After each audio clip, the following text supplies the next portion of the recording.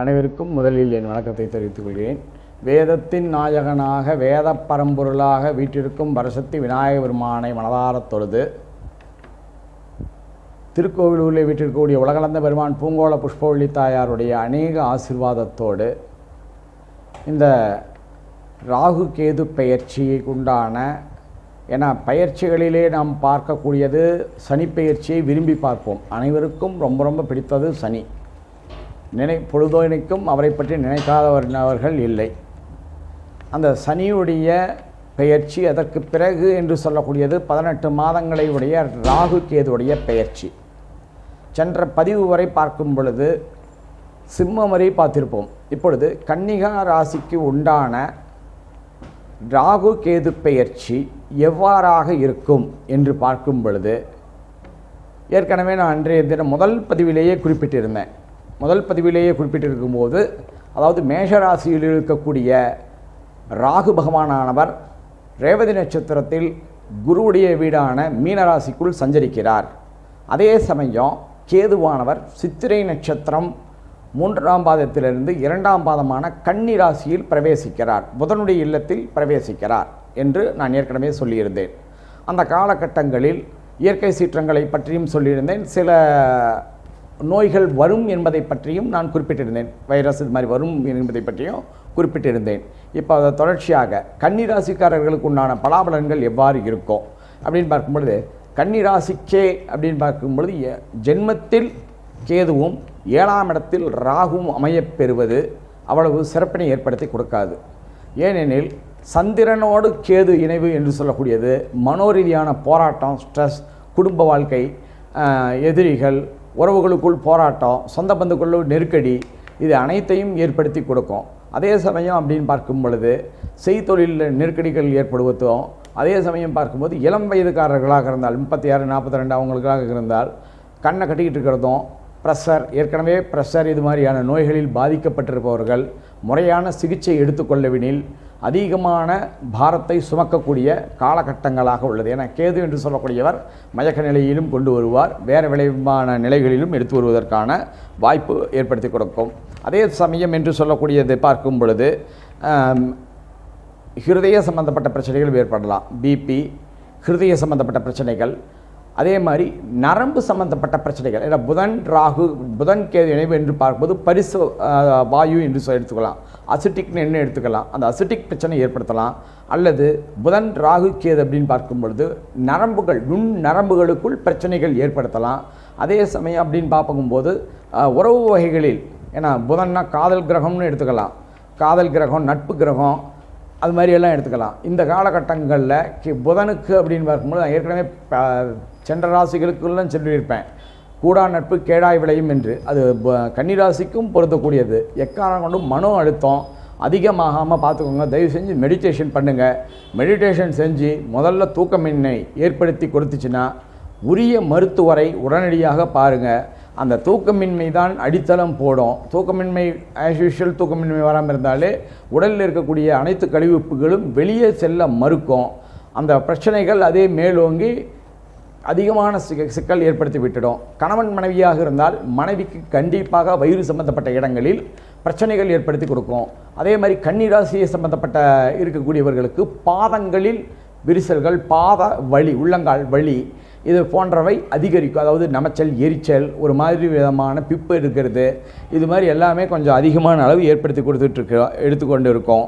அதே சமயம் செவ்வாய் கேது இணைவு பெற்றிருப்பது. ஏன்னா செவ்வாய் கேது இணைவு எங்கெங்க அப்படின்னு கேட்டிங்கன்னா நட்சத்திர சார்த்தை தான் சொல்கிறேன். சித்திரை கூடிய செவ்வாயுடைய நட்சத்திரமும் கேதுவும் இணையக்கூடிய காலகட்டத்தில் தற்சமயம் குருவின் பார்வை இல்லாமல் இருக்கிறதுனால கொஞ்சம் விஷயங்களை, வியாபார விஷயங்கள், தொழில் ரீதியான விஷயங்கள், இவை அனைத்தையும் கொஞ்சம் பங்குனி மாதம் வரையிலும் தள்ளி போடுவது உத்தமமான விஷயமாக இருக்கும். அதே சமயம் உங்களுடைய கணக்கு வழக்கு சகலமாக இருக்கக்கூடிய அனைத்தையும் கரெக்டான முறைகளில் பராமரிங்க. அடுத்தவருடைய சொல் கேலி பொருளாக சொல்வதை தவிர்த்துடுங்க. அதே மாதிரி பார்க்கும்போது கரெக்டான filing, email filing, IT filing, GST filing, இது மாதிரி இருக்கக்கூடிய ஃபைலிங் எல்லாம் கரெக்ட் நிலைகளில் வச்சுக்கோங்க. அதே மாதிரி உள்ளம்பாதத்தில் சின்ன கொப்பளமாக வந்துச்சு, நானே என்னுடைய அறிவுபூர்வத்தில் சுய சிகிச்சை செய்து கொண்டேன் என்று சொல்பவர்களுக்கு நெருக்கடியை அதிகமாக கொடுத்துவிட்டு சென்றுவிடும். மாணவ குழந்தைகளுக்கு என்று பார்க்கும்பொழுது மாணவர்கள் மிகுந்த கண்டிப்பாக கேட்க வேண்டிய தருணம். ஏன்னா கேது என்று சொல்லக்கூடியவர் அதிக உங்களுக்கு அழுத்தத்தை கொடுப்பார். அதாவது ஒரு குக்கரில் வேப்பரை ஏறும்போது எப்படி ஹை ப்ரெஷர் ஏறுதோ அது மாதிரி ரொம்ப ப்ரெஷர் ஏற்படுத்தி கொடுக்கும். அப்படி ப்ரெஷர் ஏற்படுத்தும் போது அதெல்லாம் ரொம்ப டேக் இட் ஈஸியாக நீங்கள் எடுத்துகிட்டு போகிறதோ ரொம்ப ரொம்ப ரொம்ப நலத்தை ஏற்படுத்தி கொடுக்கும். அதே மாதிரி அதிகாரிகள், உறவுகளுக்குள் போராட்டம், சொந்த பந்தங்கள்லாம் கொஞ்சம் விலகி இருக்கிறதே நன்மை. அதே சமயம் அப்படின்னு பார்க்கும் பொழுது நல்ல விதமான நெருக்கடி வைகாசி மாதம்தான் உங்களுக்கு அதிகமான அளவு ஏற்படுத்தி கொடுக்கும். புதனுக்கே உண்டான அமைப்பு என்று சொல்லக்கூடிய காளிங்க நர்த்தன கிருஷ்ணர், ஏற்கனவே ஊத்துக்காடு காளிங்க நர்த்தன கிருஷ்ணரை பற்றி சொல்லியிருப்பேன். ரோகிணி நட்சத்திரம் அன்று அவருக்கு அர்ச்சனை செய்வித்து குங்கும பிரசாதத்தை முறையாக வாங்கி கொண்டு வருவதும் நல்ல விதமான மேன்மை உங்களுக்கு ஏற்படுத்தி கொடுக்கும். அதே சமயம் அப்படின்னு பார்க்கும் பொழுது முடிவெடுப்பதில் அண்டைகளுடைய பேச்சுக்களை தயவு செய்து காதில் வச்சுக்கோங்க. ஏன்னா 7ஆம் இடம் சொல்லக்கூடியது மனைவி ஸ்தானம் என்று மட்டுமே நான் சொல்ல முடியாது. மனைவி, அதே சமயம் உங்கள் கூட்டு தொழிலில் இருக்கக்கூடிய உங்களுடைய பார்ட்னர், அதே மாதிரி நான் பொதுமக்களோடு இருக்கக்கூடிய என்னுடைய தொடர்புகள், இவை அனைத்தையும் நான் குறிப்பிடக்கூடியது தான். ஸோ அந்த காலகட்டங்களில் நம்ம பார்க்கும் பொழுது கொஞ்சம் நிதானமும் கவனமும் பொறுமையும் கடைபிடிப்பதும் அவசியம். அதே மாதிரி பார்க்கும் பொழுது இருதயத்தில் இருக்கக்கூடிய வாழ்வுகளில் இந்த கொலஸ்ட்ரால் என்று சொல்லக்கூடியது படியாத மாதிரி பார்த்துக்கோங்க. அதே மாதிரி பார்க்கும்போது முடிஞ்ச அளவுக்கு எல்லா ராசிக்காரர்களுக்கும் நான் சொல்லிக்கிட்டு இருக்கிறது என்னென்னா மெடிடேஷன் அதிகம் தேவை. அதே மாதிரி இதுக்கு முன்னாடி ஸ்லிப்பிங் டோசேஜ் யூஸ் பண்ணிக்கிட்டு இருந்தீங்கன்னா கண்டிப்பாக மருத்துவருடைய ஆலோசனையில் நவீன காலத்துக்கு உண்டான மருத்துவத்தை எடுத்துக்கோங்க. தூக்கமின்மையினால் இன்சஃப்மேனியா ஆரம்ப கட்டம், இன்சஃப்மேனியாவுக்கு அப்புறம் போணுச்சுன்னா ஆங்க்ரி டிசார்டர், இது மாதிரியான உபாதைகளை உங்களுக்கு ராகு கேது பகவான் அருமையாக செஞ்சு வச்சுட்டு வாழ்நாள் முழுக்க உங்களை சித்திர ஆங்க்ரி டிசார்டர்னு சொல்லக்கூடியது, நீங்கள் அந்நியன் மாதிரி மாறி மாறி பேசுவீங்க, மாறி மாறி பண்ணுவீங்க. அதெல்லாம் உங்கள் வீட்டில் இருக்கவங்க உங்களை பார்த்தாங்கன்னா பயந்துட்டு ஒரே ஓட்டம் முடிச்சிடுவாங்க. ஸோ அந்த அளவுக்கு நீங்கள் வராமல் உங்கள் உடல் நலத்திலையும் அக்கறை தெரிவிச்சுக்கோங்க. குறிப்பாக நான் சொல்லக்கூடியது 36 வயது கடந்தவர்களை, அதே மாதிரி 60 வயதுக்கு மேற்கொண்டு இருக்கவங்களுக்கு இருதய சம்பந்தப்பட்ட பிரச்சனைகளை முறையான மருத்துவ ஆலோசனையும் முறையான மருந்துகளையும் 18 மாதங்கள் எடுத்துக்கொண்டே இருக்க வேண்டும், நிறுத்தக்கூடாது. அதே சமயம் உங்களுக்கு தொழில் வியாபார அநேக வணிகங்கள் வைகாசி மாதம் தான் கூடுவதற்கான வாய்ப்புகள் இருந்தாலும் அதே சமயம் நீங்கள் பார்க்கும் பொழுது தாராளமாக திருப்பதி சென்று வந்தால் உங்கள் வாழ்க்கையில் அநேக திருப்பங்களை ஏற்படுத்தி கொடுப்பார் ஸ்ரீமன் வெங்கடாச்சலபதி அவர்கள். ஸோ திருப்பதி சென்று வருவது தங்களுக்கு மேலான நன்மைகளை ஏற்படுத்தி கொடுக்கும், நல்ல சௌகரியங்களை ஏற்படுத்தி கொடுக்கும், தனம் தானியம் பசுபுத்திர லாபம் சகல ஐஸ்வர்யங்களை ஏற்படுத்தி கொடுக்கும்.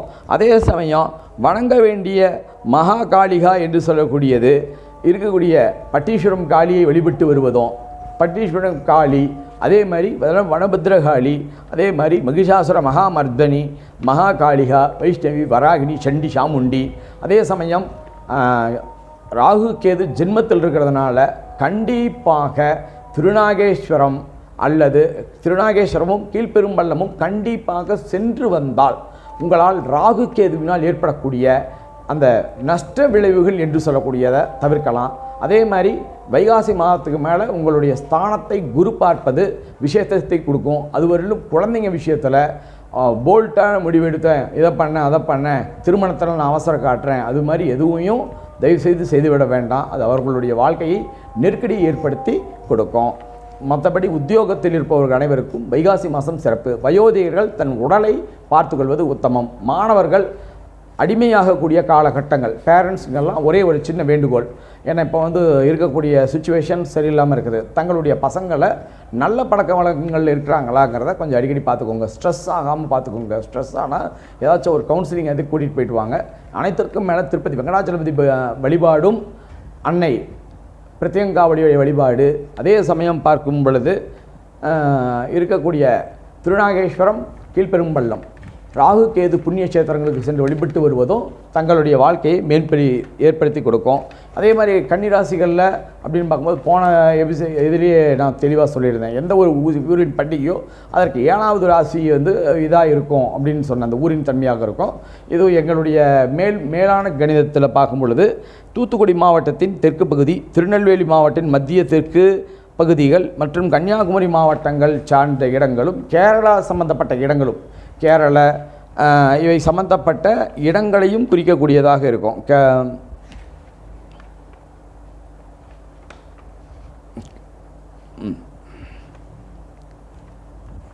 கேரள சம்பந்தப்பட்ட இடங்களையும் குறிக்கக்கூடியதாக கேரளத்தின் தென்பகுதி, மத்திய பகுதி, கிழக்கு பகுதி, அதே மாதிரி பார்த்துக்கும்போது அப்படியே கன்னியாகுமரி, தூத்துக்குடி இந்த வழியாக இருக்கலாம். இந்த ஊர் மக்கள் அனைவரும் தங்களுடைய ஏற்கனவே செவ்வாய் கேது என்று நான் பல தடவை சொல்வேன். செவ்வாய் என்றால் இரத்தத்தில் கிருமிகள் கலத்தல், அது அதிகமாக கவுண்டனாகி போயிட்டு இருக்குங்கிறத நான் திரும்ப என்னுடைய பழைய பதிவுகளிலிருந்தே நான் சொல்லிக்கிட்டு வரக்கூடிய விஷயங்கள்லாம் கவனம். இந்த மாவட்டத்தை சேர்ந்தவர்கள் மிக மிக மிக மிக கவனமாக இருப்பதும் நலம். மேலும் என்னுடைய சேனல் உங்களுக்கு பிடிச்சிருந்தா சப்ஸ்கிரைப் பண்ணுங்கள், உங்களுடைய நண்பர்களுக்கும் ஷேர் பண்ணுங்கள். அதே சமயம் அப்படின்னு பார்க்கும் பொழுது இவ்வளோ நாள் என்னுடைய சேனலை பற்றி எனக்கு என்னுடைய ஜோதிட வளர்ச்சிக்கு இருக்கக்கூடிய நண்பர்கள் அனைவருக்கும் இந்த சமயத்தில் நான் நன்றி தெரிவித்துக் கொள்கிறேன். உங்களுடைய சப்போர்ட், உங்களுடைய ஃப்ரெண்ட்ஸ் சர்க்கிளுக்கு மேலும் மேலும் நீங்கள் வந்து என்னுடைய வீடியோவை ஷேர் பண்ண, என்னால் தொகுப்பப்பட்ட ஜோதிடத்தின் உண்மையான விஷயங்களை என்னுடைய அறிவுக்கு எட்டிய வகையிலும் என்னுடைய குருமார்களையும் கலந்து ஆலோசித்தும் தங்களுக்கு கொடுப்பேன் என்று இதன் வாயிலாக சொல்லிக்கிறேன். முடிஞ்ச அளவுக்கு எல்லாம் ஷேர் பண்ணுங்கள், லைக் பண்ணுங்கள். நன்றி, வணக்கம். அடுத்த பதிவில் பார்க்கலாம்.